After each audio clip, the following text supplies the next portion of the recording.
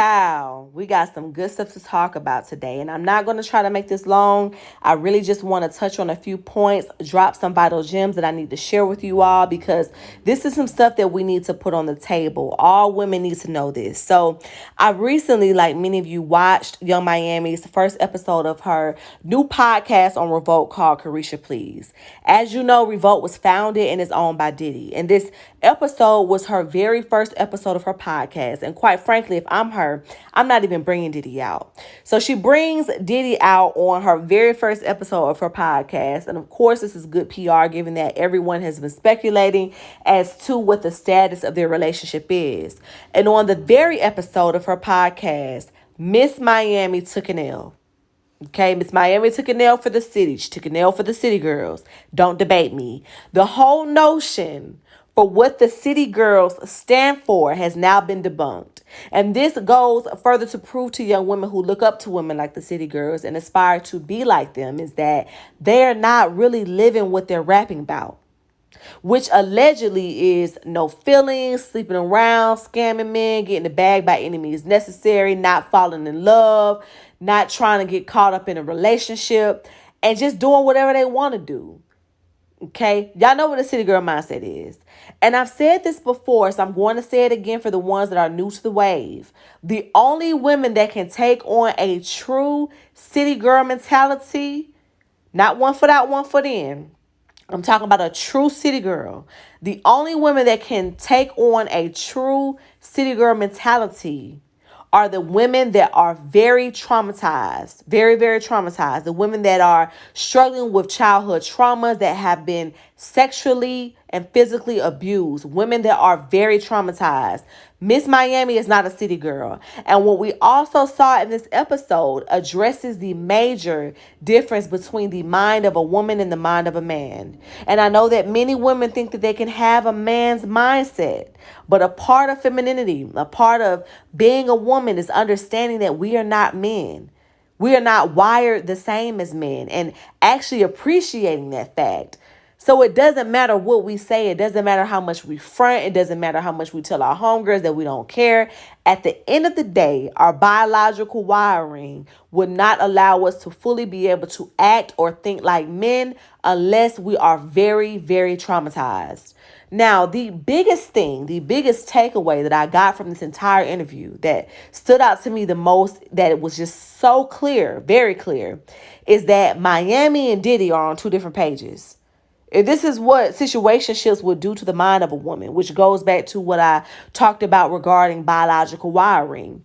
Situationships confuse the mind of women, especially after you have allowed a man inside of your body, which is why boundary number 7 regarding our sexual limits is so important. From the onset of the interview, Miami introduced Diddy as Billionaire D. This was the first thing she said out the gate. And throughout the entire interview, she continued to reference sex and have conversations with Diddy that were sexual in nature and that were relationship related. 90% of her questioning for Diddy centered around sex, and it centered around her trying to figure out the status of where they stood. And it was very clear to me that Miami is not only hooked on the D, but she is very unsure as to what this is between her and Diddy. Now, if you peeped, it was obvious that Diddy was not fully aware as to the line of questioning she would be asking him prior to him coming on the show. It was very evident that Miami tried to put him on the spot in front of the cameras in order to get some of these answers that she's been trying to get behind closed doors. Diddy, on the other hand, came out the gate talking about his brand. He talked about his alcohols, DeLeon and Ciroc. He talked about Love Records, which is a new R&B label that he's launching under Motown. Everything that Diddy mentioned or brought up himself was specifically related to his brand, his bag, and his image. And he consistently reinforced to Young Miami that they were just friends. And so this is where the amygdala comes in. The amygdala is one of 2 almond-shaped clusters of nuclei within the temporal lobe of the brain. Its primary role is decision-making, emotional responses to include fear, anxiety, and aggression, along with processing our memories. When I talk about biological wiring, I'm not just pulling this stuff out of a hat. The brain of a man and the woman are hugely different. Although the skulls of men and women are similar in size, the brain of a female is much smaller, but it's much more active than that of a male. The communication central of a woman's brain is 11 times greater than that of a man.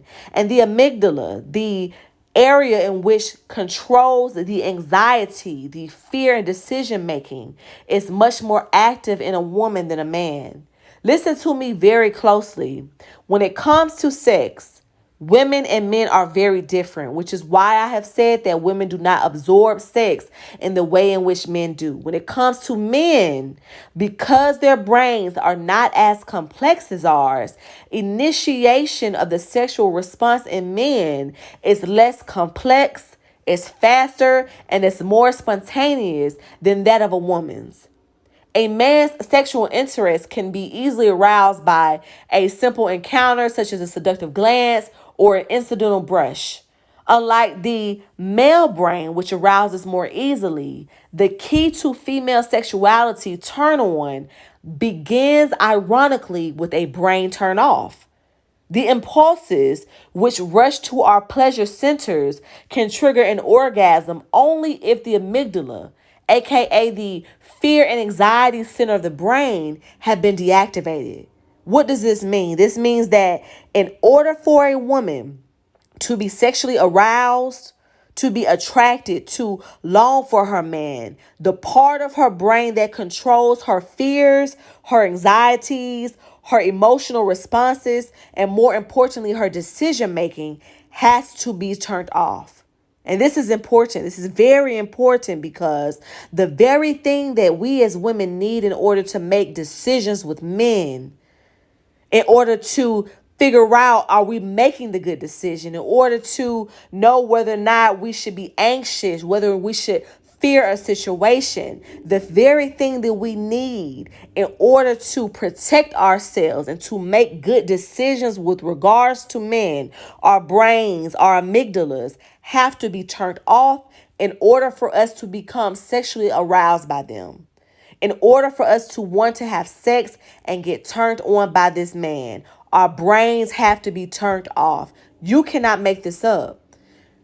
Women play a dangerous game when they turn their amygdala off for the wrong men. Diddy is the wrong man. Diddy is a narcissist whose job is to waste prime years of women's lives, to say out loud how you should have married Kim Porter after she died, yet come on a podcast and say that you never wanted to be married in the first place, to play Cassie, get mad when she leaves you for a man that actually loves her, and then make a song called Moving On 4 years after this girl is gone.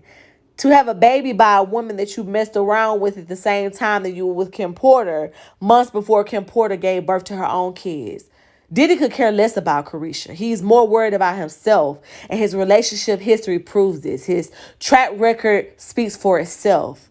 Okay, Diddy came on that show and told us everything we need to know. His focus was on his brand and his image. And he's made it clear on national television that him and Young Miami are only friends and will never be anything more than friends. Miami is a bag to him. She's the newest baddie that he can parade around on his arms and suck into the next cycle of wasted years, entanglements, and hurt feelings. Diddy gets to have freaky sex with a city girl on Love Island, all while staying single, sleeping with other women, as long as he sends Miami an occasional Sunday scripture and drops 200 grand periodically, which is literally 1 to 2% of his net worth. Black women, we got to do better. We got to do better. And the crazy thing is that Carisha is more beneficial to Diddy than he is to her. The city girls are the rave right now. They have the torch. And if you think Diddy doesn't know this, this is exactly why he was sitting on the couch across from Young Miami to begin with. This is exactly why Young Miami has a podcast on his channel, Revolt.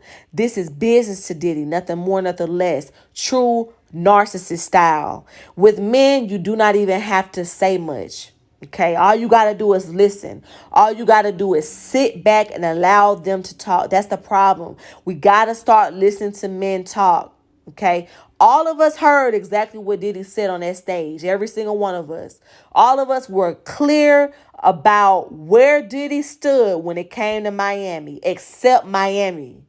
Okay, She was the only one that was not clear. And the reason why she's not clear is because she's had sex with him and her amygdala is turned off. So what do y'all think? Okay, I want to know your thoughts. Leave a comment down below in the comment section. Will women ever truly grasp just how powerful sex is? Will we ever grasp how we do not absorb sex in the same way that men do? Until next time.